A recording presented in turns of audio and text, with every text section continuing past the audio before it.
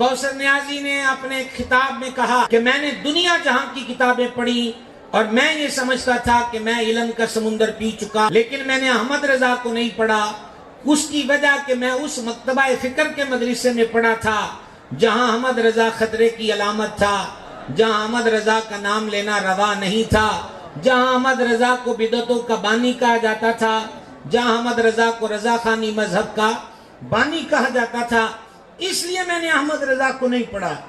کہتے ہیں کہ ایک دن ایک صاحب نے ایک رسالہ علی حضرت رحمت اللہ علیہ کا دیا، ایک رسالہ، کتاب نہیں۔ کوثر نیازی نے کہا وہ رسالہ پڑھ کے میں نے اپنے آپ سے کہا کدھر ہے تیرے دعوے کہ تو علم کا سمندر پی چکا؟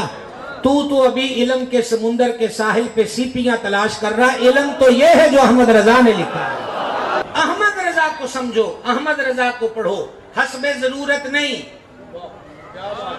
سمجھ رہے ہیں؟ لائنیں کاٹ کاٹ کر کے یہ اس پہ چسپاں ہوگی، یہ اس پہ چسپاں ہوگی۔ احمد رضا کے ہو جاؤ، دل جو سیاہ ہیں وہ بھی پر نور ہو جائیں گے۔